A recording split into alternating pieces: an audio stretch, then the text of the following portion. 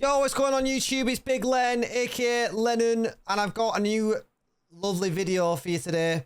It's the new best settings for Season 3 of Warzone that's just been released. Yeah, I'm currently 47th in the world on Ranked Player Research right now, on REBIRTH, the new map.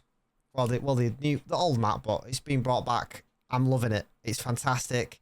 And these are the settings that I've been using to get there. Controller settings, graphic settings, audio, all that stuff is included in the video. So let me show you the settings, and boys and girls. So first, let's dive in to controller settings. So this is the controller settings that I've been running. Obviously we're on controller. I want to say obvious because, you know, aim assist, I need it. So yeah, we're on controller. I flip, so I shoot with my L1 and R1. Don't know if you can see it on the cam, but I shoot with my L1 and R1. Well, aim with my L1 and shoot with the R1, so it's just flipped. No vibration, and then my dead zones, I just go as low as my controller can handle it. So around 2 is like, so dead zones is all controller based, so like it'll default to around 5. It should default to 5. And what the best way to do is go as low as possible on the left stick and the right stick, mins. You should always have 99 on your maxes. But on the mins, you should go as low as possible until it shows a little bit of stick drift on the right. So it's a 0% there. So there's no stick drift there. So if I go down to 4 on both and I move it around, there's no stick drift again. There's nothing when you leave it off the stick. There's a little bit on the left, but the left is not as bad as the right because the right is the one that you aim with. So if there's stick drift on the left, it's not that bad. Just leave that, it's cool. But if the stick drift on the right, then that's where you stop it. So there's no stick drift on the right stick. So we're going to keep going down. Again, it looks like there's no stick drift on 3. So again, we could probably lower it to 2. And that's just where I have it. There's like no stick drift. So I put mine on 2. If I go down to 1, there's probably a little bit of stick drift. I mean, there isn't, but there's a lot on the left stick. There's a little bit on the right. So yeah, 2 is perfect for my controller. But yeah, just test it on your controller. Everyone's different. But definitely go as low as possible because, yeah, that's just how you want it. So yeah, that's control dependent, but that's my dead zones. For aiming, so I play 88.9. Yeah, I mean, this is just the best that I've been rocking recently. This is what I've been liking. So 88.9 is the meta sense, if you wanna call that. Now it's all personal preference, but 88.9, definitely a lot of pros use this sense, including myself.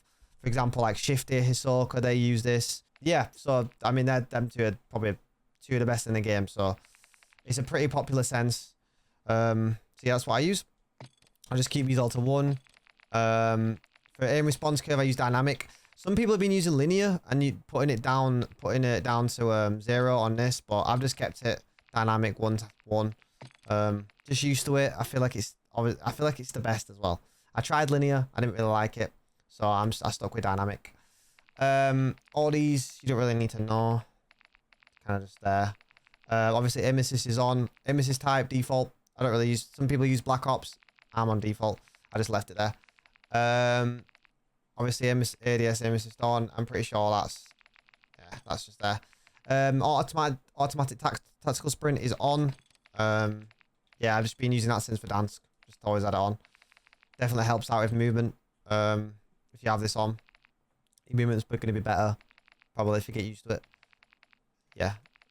Single tap run, I don't think that makes a difference. Grinding mantle off, partial and off. Make sure them are off. A new setting that was added last season, hybrid. I use hybrid. It means you can slide and dive on the same, like on the same preset. Is that what you want to call it? On the same, like, you know what I mean? But like you can do the same. So you press left stick in and slide and it dives, and you can also slide too. So you can use both. Hybrid's definitely, if you want to get used to hybrid, trust me, it's worth it. You want to get used to hybrid because you want to be able to dive and slide at the same time on the same preset instead of just using slide only or tap to slide or whatever you have it on before. Definitely use hybrid. It helps you out, guys. It'll help you out. Movement wise, you'll get better. Diving can get you out a lot of sticky situations, and when you want to jump off like cliffs or mountains, you can dive and jump and pull your parachute, you go further. So yeah, hybrid's definitely the play there, guys. Armor plate behavior, apply all. That's important. Yeah, I've always just done apply all. It's just easier. You just press one button. You press Y to put your plates on, or triangle. And it just does it all. So I'm just used to it. So that's everything on these settings on the controller. Let's move on to graphics. Obviously, my graphics are going to be a lot different to yours because my PC might be better than yours or whatnot. I can run better settings and stuff, but this is what I run. So I've got a Dell. I've got an Alienware monitor, 27-inch. I'm using an RX 6950 XT, so I've got a pretty good GPU. I use a 240 refresh rate, and I'm on 1440p too. For brightness, I use 52, so just a little bit on the brighter side. But you can go like 50 or 48. That's all. This is all monitor dependent, guys. Depends what sort of monitor you've got. If your monitor's like generally just bright, then you want to lower this down a little bit. Or it's like not really that bright, maybe 52, 54. But I'd say never go above like 55 or never go below like 45 because that's a bit too low. So yeah, I mean mine's 52. You can go 48. Just whatever. Just monitor dependent, guys. Monitor dependent. Quality, I use Fidelity CAS on the upscaling, and I use 100 on the strength. For the texture resolution, normal. For texture, this is all normal. I'm just gonna scroll down. You can just copy these if you really wanna. This is what I use. I don't really know the meaning behind all this. I just kind of got it for what my PC can handle and what the game looks best and all that stuff. I just kind of copied it from. I can't remember where I got my settings from, but I just copied it from somewhere and it's worked good ever since I've got it. So yeah, that's what I've been running. And then for view, I play 120 field of view. For ADS, I play affected. For the weapon field of view, I just play default. I used to play wide, but I changed it to default because I feel like my aim's a little bit better. Like the recoil control's a little bit better. I don't know. Maybe that's all in my mind, but I just feel like default just makes it. I don't know. It's probably in my head, but I feel like I can control the recoil a little bit better. So yeah, I've got that on. Motion blur, definitely get them off. Film grain, definitely get them off.